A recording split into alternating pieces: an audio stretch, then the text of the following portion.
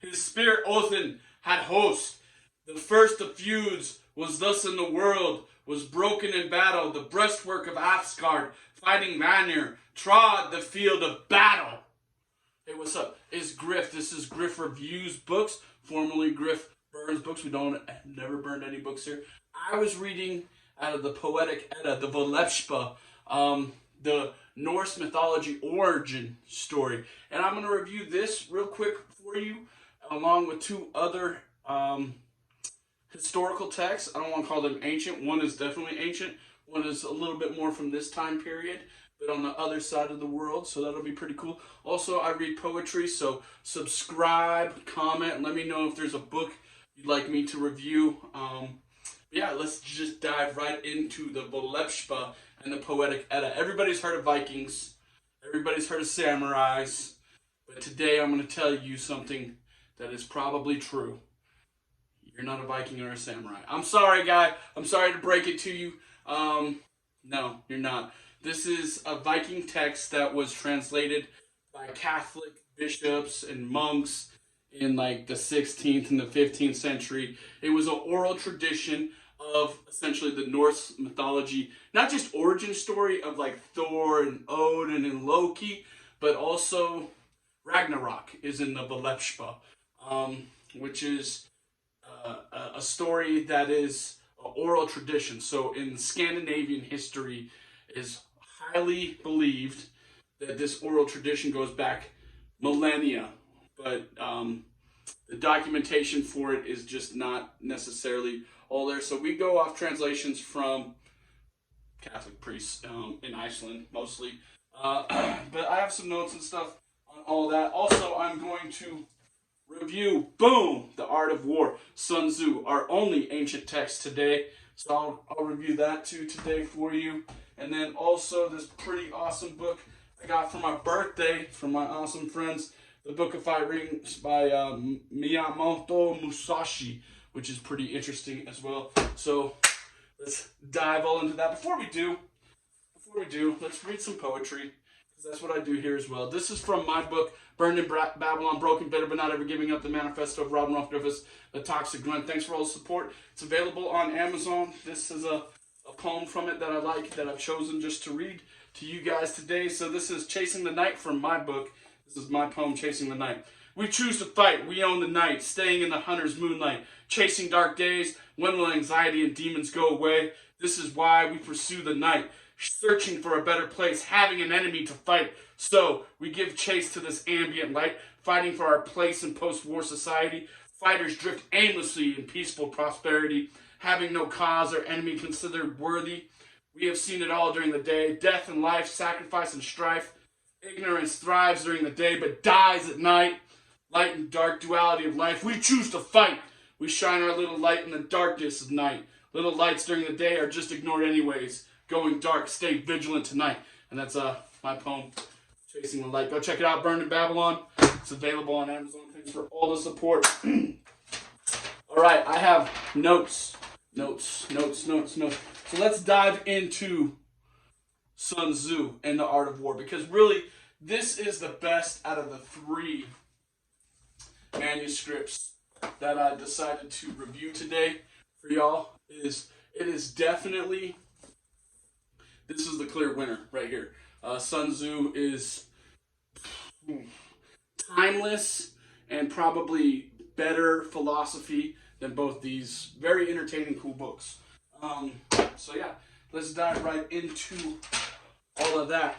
The Art of War was written by Sun Tzu, who was a military commander in the 5th century BCE, mainland China.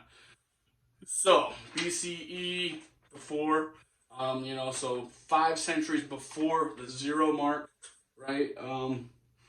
That stands for before Common Era. Some people, used to call it before Christ, after death. That's how they, time. But I don't want to get into all that stuff.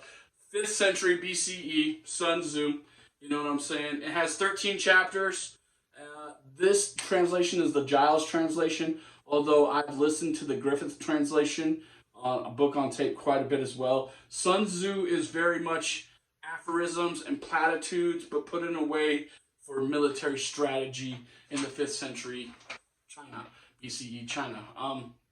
So it has a lot of, what's the word I want to say, like commanders, stratagems, and tactics are placed in it. One of the most prolific quotes, and one that I truly find valuable and like from Sun Tzu, The Art of War, is that warfare is the art of deception. And so Sun Tzu really emphasizes the subtlety in commanding massive amounts of troops in a conflict. Also, warfare is the greatest affair of state. That is also a quote from Sun Tzu. Very good stuff. I highly encourage everyone to read something from Sun Tzu in The Art of War. It's been used for business applications. It can be used for all kinds of things in your life. You can gather some valuable truisms, some valuable, I don't want to call them absolutes. I don't believe in absolutes, but there's some definite absolutes in there. Kind of like the pinnacle of excellence isn't defeating your enemy and destroying all his city, but actually capturing your enemy and getting to use his city is the pinnacle of excellence. And it's phrased, even in the translation, sometimes in a way that's like, it's easier to lift a feather than it is to destroy 100 cities, or some crazy stuff like that. We're going to dive all into the verbiage of all these manuscripts here in a minute. The Poetic Edda is a little bit later. Like I said, it was translated by Catholic monks and bishops around the 17th century Common Era. So if you're tracking, that's after death. So that would only be like 400 or 500 years ago is when this was translated into English by Catholic monks in Iceland. So that's the Poetic Edda. And we get all those stories of Norse mythology. Thor, Odin, Loki, all of it's wrapped up into the Poetic Edda and the Belepspa. There's some other texts out there, some other codexes that the Catholic Church probably has hidden up underground about Vikings that they don't want anybody to get out. I guess we'll let sleeping dogs lie. Ask the Pope what he did with all those Norse mythological texts that he hid. But in Scandinavian culture, it is highly regarded that these were oral traditions that were passed to the people through story time, which is one thing I love about poetry, is that it is meant to be told, not just read. And so it kind of has a close place to my heart. I like to read the Poetic Edda and kind of think of myself as like an old Viking in a hut. But let me tell you guys something. You're probably not a Viking or a samurai. I'm sorry to break it to you. The Constitution won't allow it. Anyways, yeah, that's the Poetic Edda, Nordic Codex, translated by Catholic monks, 17th century CE, maybe some time frames a little bit older than that for some of the stuff. And then the Book of Five Rings by Miyamoto Musashi was also 17th century CE, and it was written by Miyamoto Musashi, who was a famous Japanese swordsman. And this is what I think is kind of cool about these two. When I was comparing this book and this book, the Book of Five Rings is really pretty much about a warrior. It was written by Miyamoto Musashi after he had retired to a cave after having a bunch of famous sword fights and duels.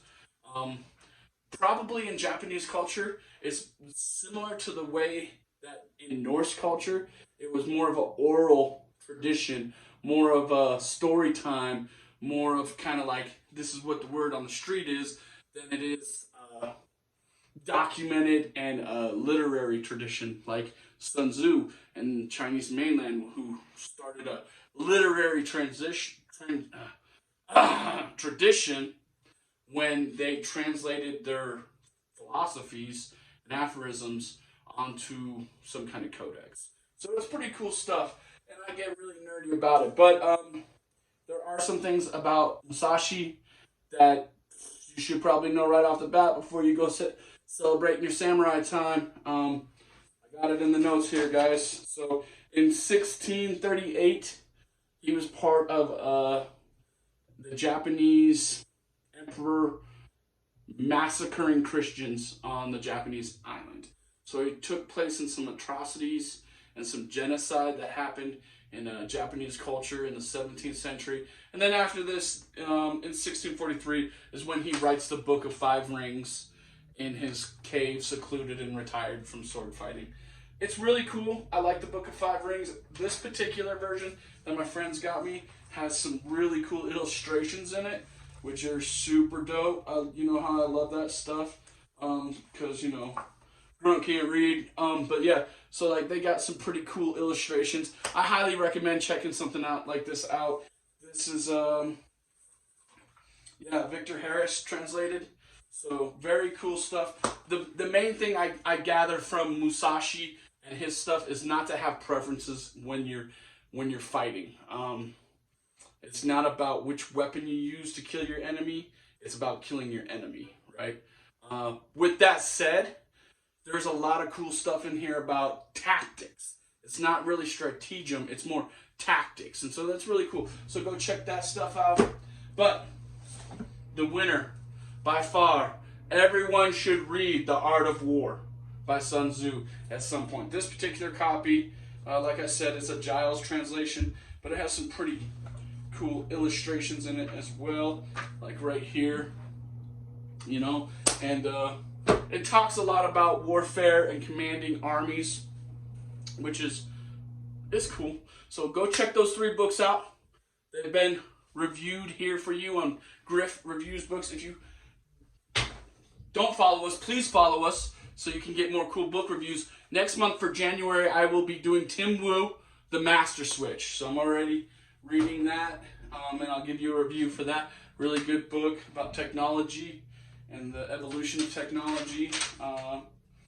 You know, it was really cool to compare these 3 books. It is interesting even geographically how Scandinavia and Japan kind of have similar cultures. They're very militaristic and warlike. And then China, mainland China, has this ancient history that's a millennia older than these cultures that has all the philosophy already laid out for them. So a very interesting kind of compare and contrast I got to do. The Volepspa and the Poetic Edda are hard to read because the Norse language along doesn't necessarily translate well. There is some controversy in there about some of the Catholic monks being influenced and putting their influence interwoven into the Norse mythology. Look up Balder and Ragnarok if you want to know more about that. Sun Tzu is always going to be used because it's macro truisms, just aphorisms that are obviously true. So definitely read that, check it out, learn from it. The Book of Five Rings, super interesting stuff. I tend to think that the samurais were maybe a bit too much on the extreme when it came to some of their theology, but definitely things you can learn from them as well. We're going to leave you with some more poetry. This is unpublished poetry, so if you watch this video this far, you're either really into the Poetic Edda and want to hear what I have to say about it, either The Art of War or the Book of Five Rings, okay, whatever. Or like you're really into me, which thank you, by the way, that's pretty cool. I have more work coming out in October that will be available on Amazon as well.